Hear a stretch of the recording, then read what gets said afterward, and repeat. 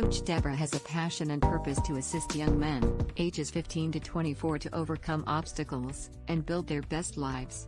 She wants to see every young man live out their potential. She has a master's degree in human services counseling, with a major in life coaching. More importantly, she is the mother of 3 boys, who are exceptional, educated, professional men. Coach Deborah believes it is better to train early, rather than need to fix later. She utilizes basic principles and God-led concepts. Sometimes the only thing a young man has is their credibility or their name. The actions they take are based on the decisions they make. Those decisions align with their choices and result in consequences. Coach Deborah can assist you if you are lost, floundering, or confused. Embrace the help and start building your best life today.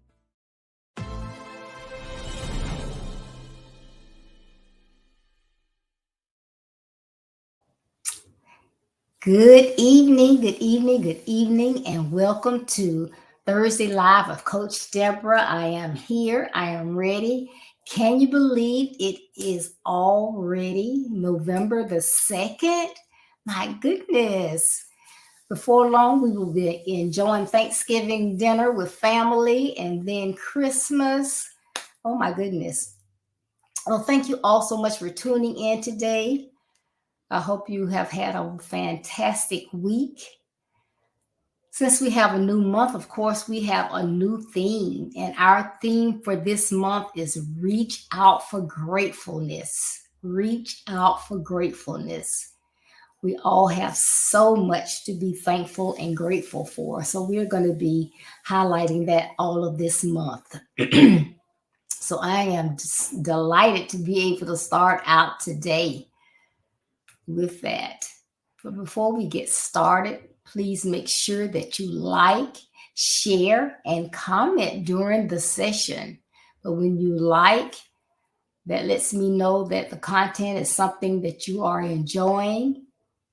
And when you share, I know that many more people are have the content available to them, because I want to get this content out all over the world, not just United States, not just Bahamas or Canada, but all over the world. So sharing that makes my dream that much more of a reality.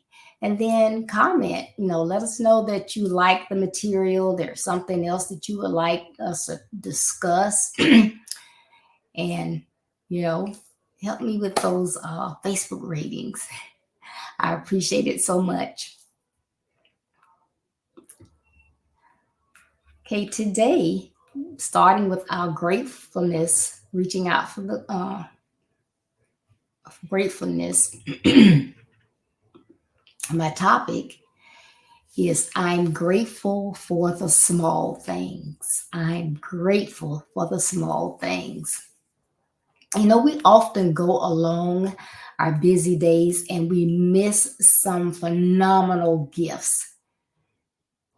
What is a gift? All of those things around us that have been created and made for us to make our lives comfortable, better, the conveniences, the beauty that we can take advantage of, that rainbow at the end of the storm, the trees as they change colors during the seasons, the oceans, the rivers, the beautiful plants, people, different types of people. There is just so much around us. And a lot of times we will get busy and we miss things. But think about it this way. No day is promised. So each day is a gift that we should take advantage of, right?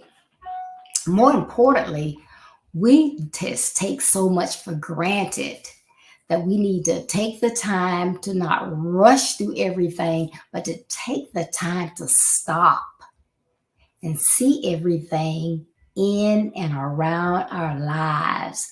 Just take time to see it, embrace it, enjoy it. So I'm going to go through some things that sometimes we may not think about, that we actually really should be grateful for. And the first one, you probably will laugh because I know you hear this all the time, but people will say, stop and smell the roses. When's the last time have you smelled the roses? So you think, oh, that's just a cliche. But really, stop and take the time to smell the roses and other fragrant plants and flowers.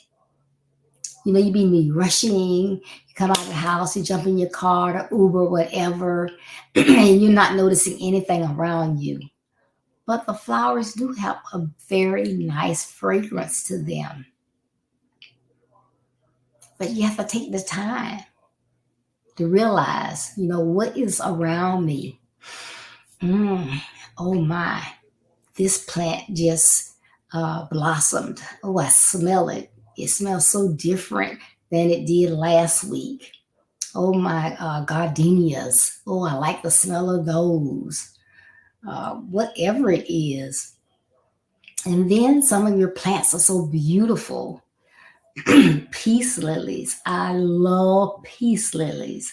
Sometimes I don't do well with plants, but I love them so much. So anytime that I can see them, whether they're in my yard for a short time, or like I have a plant on my desk that one of my friends took a plant that was given to us and she repotted it, and it's on my desk, and so I can watch it grow, watch it start to die, and then try to revive it. But I love it because it is something that God created for us to enjoy. So remember that when you rush out and you see some flowers, take a minute to see, can I smell them? So it's not just a cliche. You do actually want to take the time to smell the roses and other flowers and plants. Smile. Smile. Don't take your beautiful smile for granted. There are so many that are embarrassed to smile because of their teeth or lack of teeth. They are just so down, or they feel like they have the weight of the world on them, or they may be depressed. Excuse me. So they actually really feel like they don't have anything to smile about.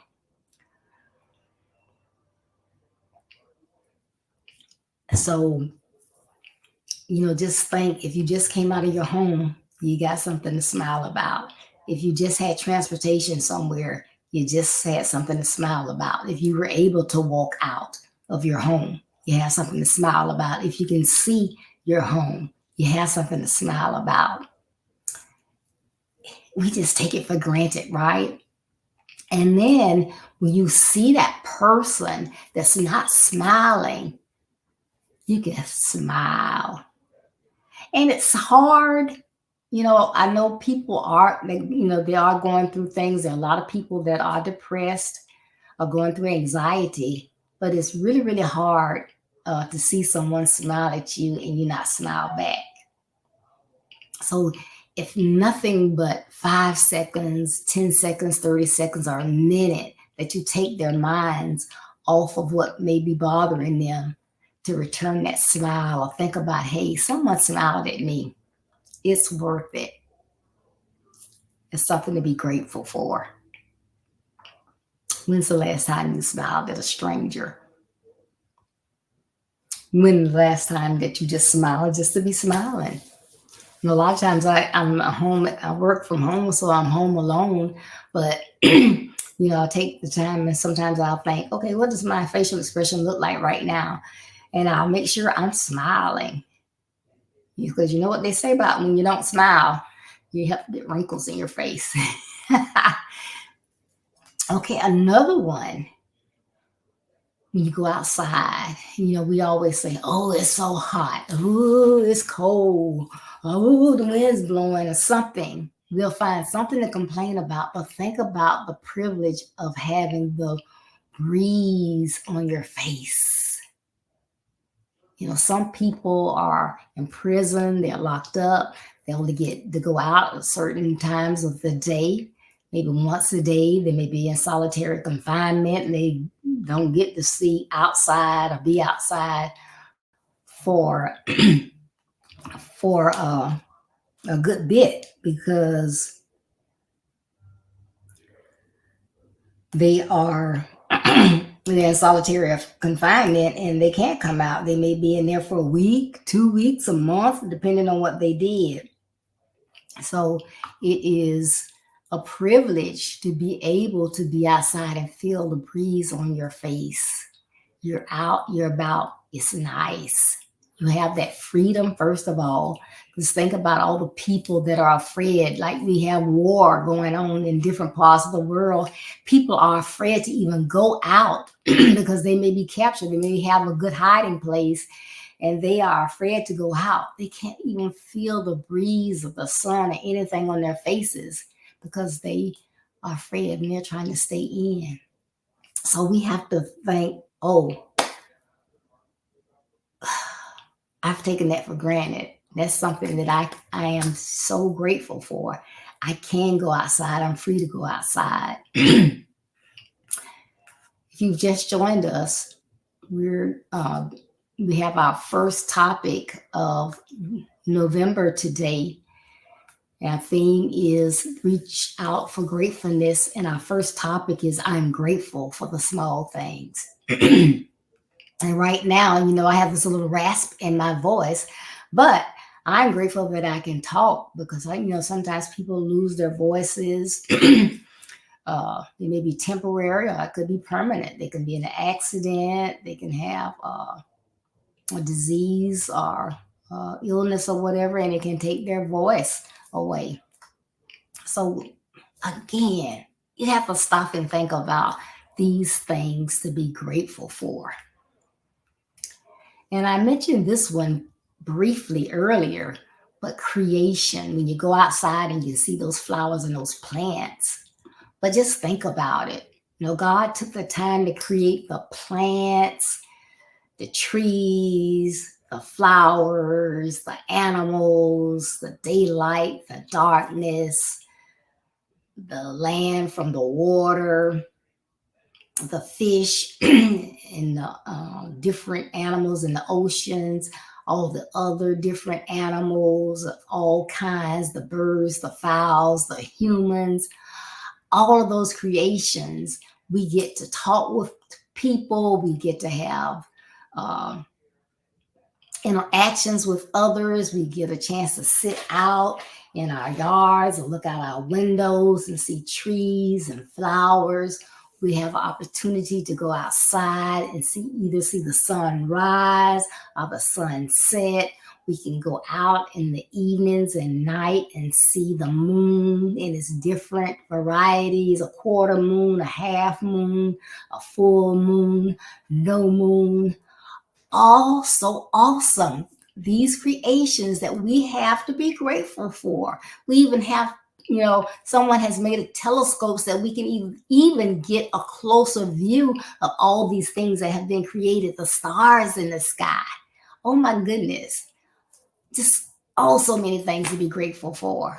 Oh, it just should make you want to just stop and just get up and just say thank you because it's a blessing. It really is a blessing. So when you think about even the small tokens of gratitude that you may be overlooking. So those are just some of the things that you may not think about, but think about the things that you may be overlooking because you don't realize that we all have so much to be grateful for. The first one I want to talk about is family. Everyone doesn't have family, or if they have family, they may be estranged. They haven't talked to their dad or their sister or their cousins for a year, 5 years, 20 years. It's been so long that they don't even remember why they got mad and stopped speaking. So if you have a family member, you may not always see eye to eye. You may not like the same things, and you may, but having a family is such a blessing. Look at all the people that may have decided to run away at one point in their lives and they got caught up. Now they don't even know where their families are. Their family doesn't know where they are. They can't even find them if they wanted to. And they wish they had stayed home.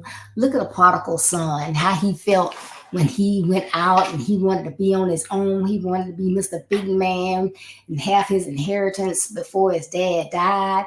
And went out there and spent money and wasted it. And then he was down with the pigs slopping.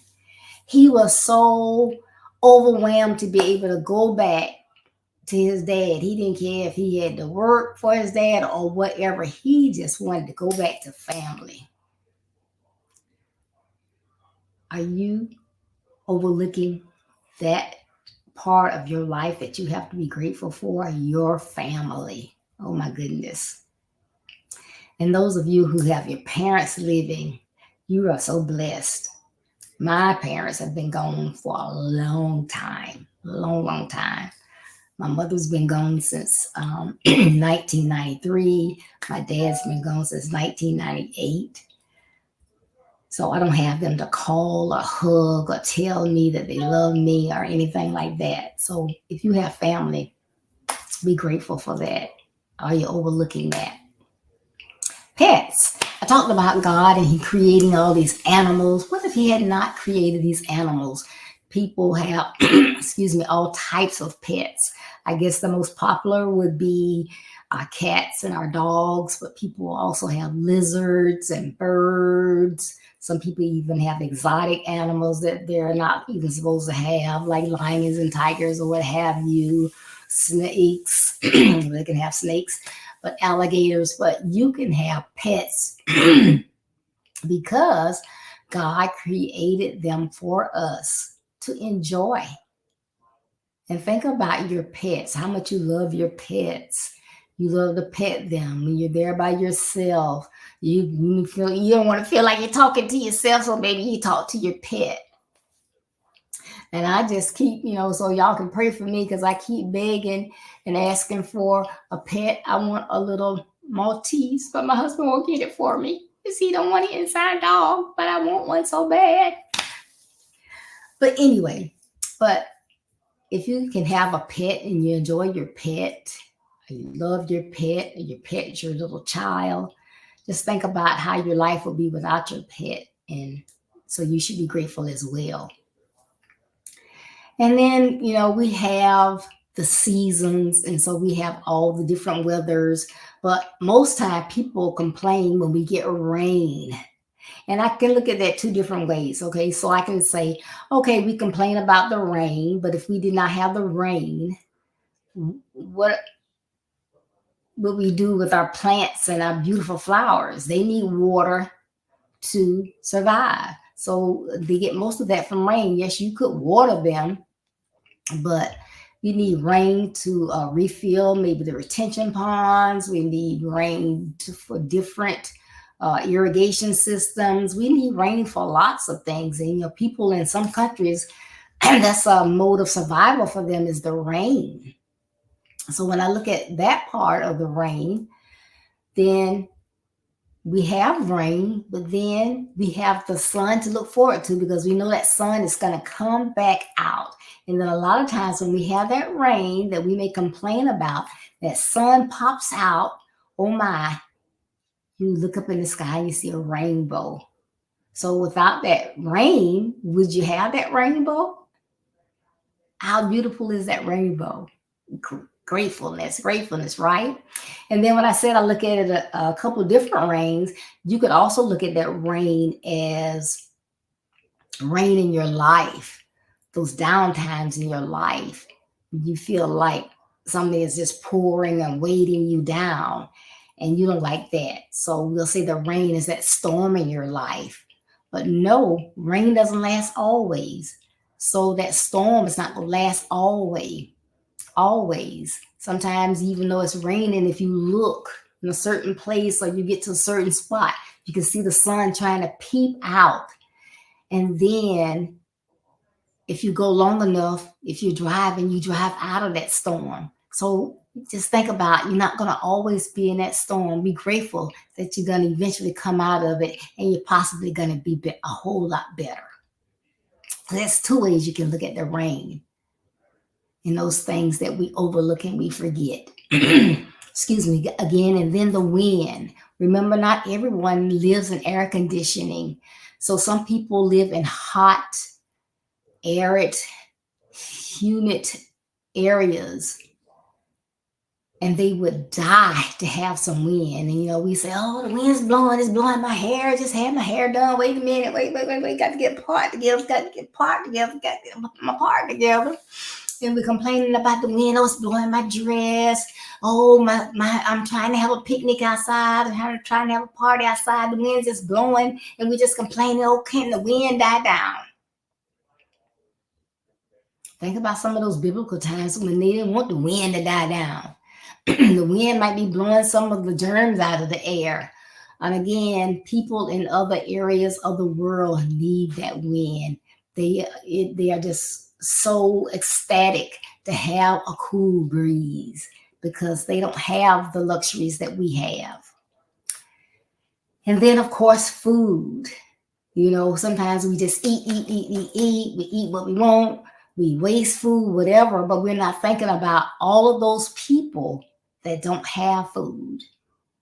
And we might say, well, I get tired of eating the same thing every day. Now, what do I want to eat today? I don't know. I had chicken yesterday. I had chicken the day before. I had chicken 3 days ago. I don't want this. I don't want that. But we have food. You need to be grateful for that. Remember, I said there's people in war. There are people that are hiding out. They would be so grateful to have a hot meal right now. They're probably eating food out of the trash or pass by and snatch something real quick that they see on the side of the road or somewhere while they're trying to run. So it's something else to be grateful for. And then healthcare. Yes, we complain about healthcare. It's so expensive and all of that. And there are some countries that have free healthcare. That's the way the government set it up. And, we wish that was us. But then we have to be grateful that we do have healthcare, that people have the technology, the know-how, the skills to be physicians and know about different diseases and illnesses, and they can give you medication and cures for those things, because there are some people somewhere, they don't have any type of health care. They have to rely on people in the area that